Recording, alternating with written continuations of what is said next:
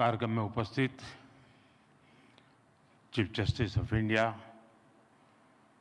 D.Y.. Chandrachud ji, justice Shri Sanjiv Khanna ji, justice B R. Gavai ji, देश के कानून मंत्री Arjun Ram Meghwal ji, attorney general R. Venkat Ramani ji, supreme court bar council के अध्यक्ष श्रीमान Kapil Sibal ji, bar council of India के अध्यक्ष भाई मनन कुमार मिश्रा जी, सुप्रीम कोर्ट के सभी जजेस, हाई कोर्ट के चीफ जस्टिस, डिस्ट्रिक्ट जजेस, अन्य महानुभाव, देवी और सज्जनों, आप लोग इतने गंभीर है तो उससे मुझे लगता है समारोह भी बड़ा गंभीर है।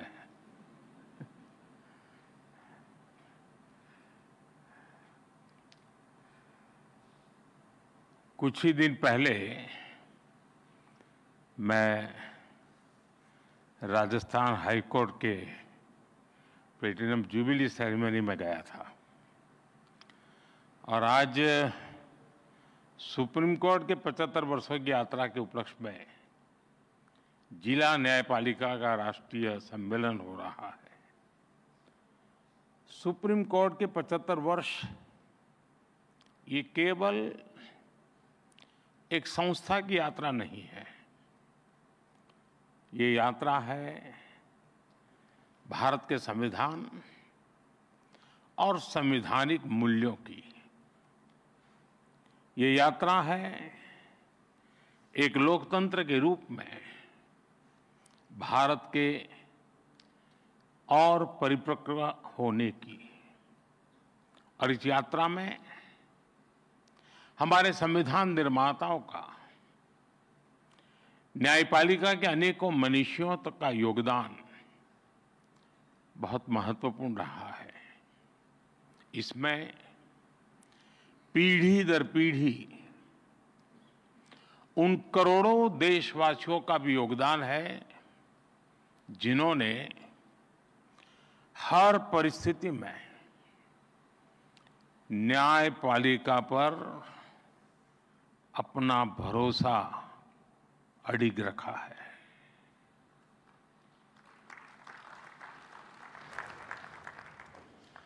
भारत के लोगों ने कभी सुप्रीम कोर्ट पर, हमारी न्यायपालिका पर अविश्वास नहीं किया।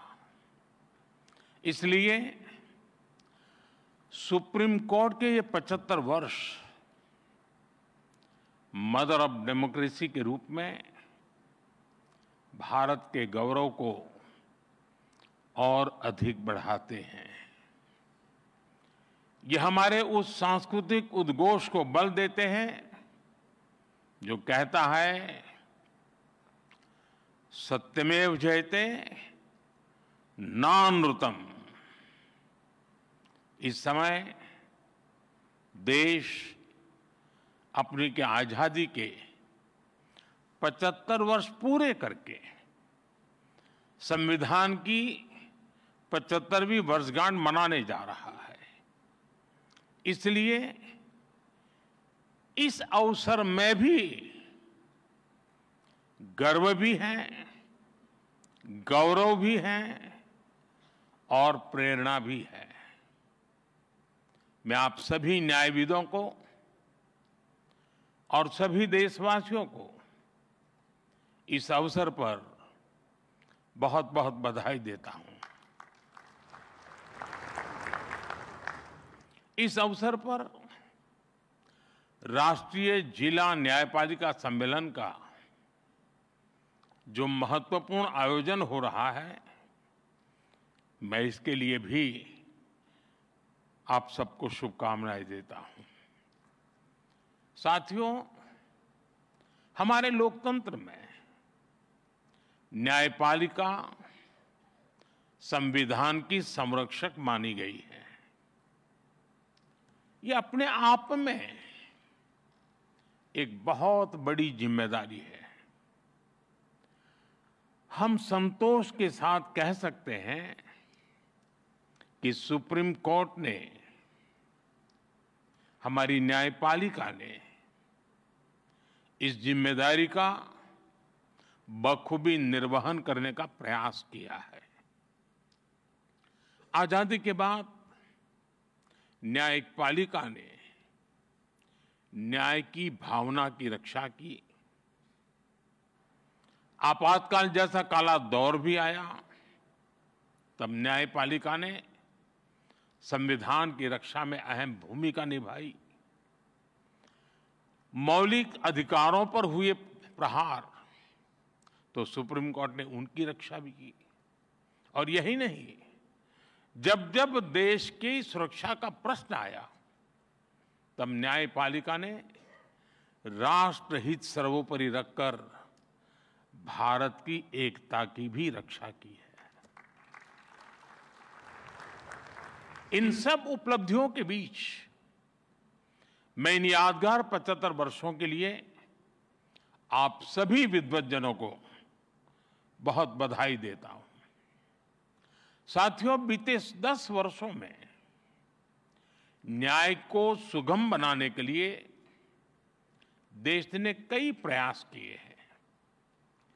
कोर्ट्स के मॉडर्नाइजेशन के लिए मिशन लेवल पर काम हो रहा है। इसमें सुप्रीम कोर्ट और जुडिशरी के सहयोग की बड़ी भूमिका रही है। आज जिला न्यायपालिका का ये कार्यक्रम भी इसी का एक और उदाहरण है। इसके पहले यहां कई लोगों ने उल्लेख भी किया, सुप्रीम कोर्ट और गुजरात हाई कोर्ट ने मिलकर ऑल इंडिया डिस्ट्रिक्ट कोर्ट जजेज कॉन्फ्रेंस का आयोजन भी किया था। इस तरह के आयोजन ईज ऑफ जस्टिस के लिए बहुत ही जरूरी है। मुझे बताया गया है यहां भी अगले 2 दिनों में कई महत्वपूर्ण मुद्दों पर चर्चा होगी। पेंडिंग केसेस का मैनेजमेंट, ह्यूमन रिसोर्स और लीगल फैटर्निटी की बेहतरी। आपने चर्चा के लिए सभी जरूरी विषय तय किए हैं। मुझे खुशी है कि सबके साथ अगले 2 दिनों में एक सेशन जुडिशियल वेलनेस पर भी रखा गया है। पर्सनल वेलनेस, सोशल वेलबीइंग की सबसे पहली जरूरत है। इससे हमें हमारे वर्क कल्चर में हेल्थ को प्रायोरिटी देने में मदद मिलेगी। साथियों, हम सब जानते हैं आज आजादी के अमृतकाल में 140 करोड़ देशवासियों का एक ही सपना है, विकसित भारत, नया भारत। नया भारत यानी सोच और संकल्प से एक आधुनिक भारत। हमारी न्यायपालिका इस विजन का एक मजबूत स्तंभ है। खास तौर पर हमारी डिस्ट्रिक्ट जुडिशरी भारतीय न्यायपालिका की व्यवस्था का एक आधार है। देश का सामान्य नागरिक न्याय के लिए सबसे पहले आप ही का दरवाजा खटखटाता है। इसलिए ये न्याय का प्रथम केंद्र है, ये पहली सीढ़ी है। हर तरह से सक्षम और आधुनिक हो, ये देश की प्राथमिकता है। मुझे विश्वास है ये राष्ट्रीय सम्मेलन, इसमें हुए विमर्श देश की अपेक्षाओं को पूरा करने में मदद करेंगे। साथियों, किसी भी देश में विकास का अगर कोई सबसे सार्थक पैरामीटर है तो वो है सामान्य मानवीय का जीवन स्तर। सामान्य मानवीय का जीवन स्तर उसकी ईज ऑफ लिविंग से तय होता है। और सरल सुगम न्याय, ये ईज ऑफ लिविंग की अनिवार्य शर्त है। ये तभी संभव होगा जब हमारी डिस्ट्रिक्ट कोर्ट्स आधुनिक इंफ्रास्ट्रक्चर और टेक्नोलॉजी से लैस होगी। हम सब जानते हैं कि आज डिस्ट्रिक्ट कोर्ट्स में करीब 4.5 करोड़ केसेस पेंडिंग है। न्याय में इस देरी को खत्म करने के लिए बीते एक दशक में कई स्तर पर काम हुआ है। पिछले 10 वर्षों में देश ने जुडिशियल इंफ्रास्ट्रक्चर के विकास के लिए लगभग 8,000 करोड़ रुपए खर्च किए हैं। आपको एक और तथ्य जानकर खुशी होगी, पिछले 25 साल में जितनी राशि जुडिशियल इंफ्रास्ट्रक्चर पर खर्च की गई, उसका 75% पिछले 10 वर्षों में ही हुआ है। इन्हीं 10 वर्षों में डिस्ट्रिक्ट जुडिशरी के लिए 7,500 से ज्यादा कोर्ट हॉल और 11,000 रेसिडेंशियल यूनिट्स तैयार की गई है। साथियों, मैं जब लीगल फ्रेटर्निटी के बीच आता हूं तो ई कोर्ट्स का विषय आना बहुत स्वाभाविक है। टेक्नोलॉजी के इस इनोवेशन से केवल न्यायिक प्रक्रियाओं में तेजी ही नहीं आई, इससे वकीलों से लेकर फरियादी तक हर किसी की परेशानियां भी तेजी से कम हो रही है।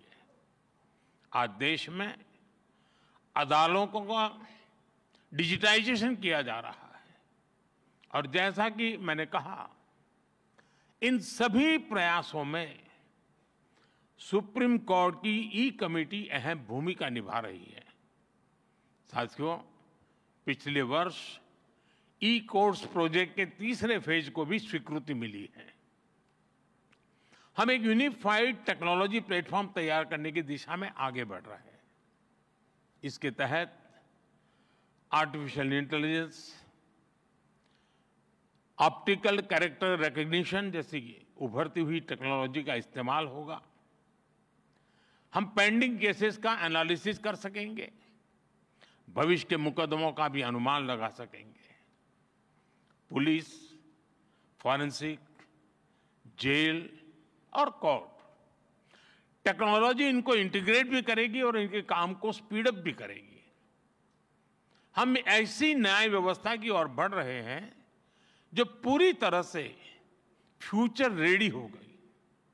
साथियों, आप जानते हैं, बड़े बदलाव में इंफ्रास्ट्रक्चर और टेक्नोलॉजी के साथ ही नियमों, नीतियां और नीयत की भी भूमिका होती है। इसलिए आजादी के 7 दशक बाद देश ने पहली बार हमारे कानूनी ढांचे में इतने बड़े और अहम बदलाव किए हैं। भारतीय न्याय संहिता के रूप में हमें नया भारतीय न्याय विधान मिला है। इन कानूनों की भावना है citizen first, dignity first and justice first. हमारे क्रिमिनल लॉज शासक और गुलाम वाली कॉलोनियल सोच से आजाद हुए हैं। सेडिशन जैसे अंग्रेजी कानूनों को खत्म किया गया है। न्याय संहिता की सोच नागरिकों को सजा देगा, यही एकमात्र नहीं है, लेकिन नागरिकों को सुरक्षा देना भी है। इसलिए एक और महिलाओं और बच्चों के खिलाफ होने वाले अपराधों पर सख्त कानून बने हैं। दूसरी ओर पहली बार मामूली अपराधों में सजा के तौर पर कम्युनिटी सर्विस का प्रावधान किया गया है। भारतीय साक्ष्य अधिनियम के तहत सबूत के तौर पर इलेक्ट्रॉनिक और डिजिटल रिकॉर्ड को भी मान्यता मिली है। भारतीय नागरिक सुरक्षा संहिता के तहत इलेक्ट्रॉनिक मोड में समन भेजने की व्यवस्था बनाई गई है। इससे न्यायपालिका पर पेंडिंग केसेस का बोझ भी कम होगा। मेरा आग्रह होगा, सुप्रीम कोर्ट के मार्गदर्शन में डिस्ट्रिक्ट जुडिशरी को इस नई व्यवस्था में ट्रेन करने के लिए नए इनिशिएटिव्स भी जरूरी है। हमारे जजेस और वकील साथी भी इस अभियान का हिस्सा बन सकते हैं। जनता भी इस नई व्यवस्था से परिचित हो, इसमें भी हमारे वकील और बार एसोसिएशन का अहम रोल है। साथियों, मैं देश और समाज के एक और ज्वलंत विषय को आपके समक्ष उठाना चाहता हूं। आज महिलाओं के खिलाफ अत्याचार, बच्चों की सुरक्षा समाज की एक गंभीर चिंता है। देश में महिलाओं की सुरक्षा के लिए कई कठोर कानून बने हैं। 2019 में सरकार ने फास्ट ट्रैक स्पेशल कोर्ट की स्थापना की योजना बनाई थी। इसके तहत अहम गवाहों के लिए डिपोजिशन सेंटर्स का प्रावधान है। इसमें भी डिस्ट्रिक्ट मॉनिटरिंग कमिटीज की भूमिका महत्वपूर्ण हो सकती है। इस कमेटी में डिस्ट्रिक्ट जज, डीएम और एसपी भी शामिल होते हैं। क्रिमिनल जस्टिस सिस्टम के विभिन्न पहलुओं के बीच समन्वय बनाने में उनकी भूमिका अहम होती है। हमें इन कमेटियों को और अधिक सक्रिय करने की जरूरत है। महिला अत्याचार से जुड़े मामलों में जितनी तेजी से फैसले आएंगे, आधी आबादी को सुरक्षा का उतना ही बड़ा भरोसा मिलेगा। साथियों, मुझे विश्वास है कि यहां जो विमर्श होगा उससे देश के लिए बहुमूल्य समाधान निकलेंगे। जस्टिस टू ऑल का रास्ता मजबूत होगा। मैं एक बार फिर आप सबको इस पवित्र समारोह और समागम और चिंतन मनन में जरूर अमृत निकलेगा, इस आशा के साथ अनेक अनेक शुभकामनाएं देता हूं। बहुत बहुत धन्यवाद।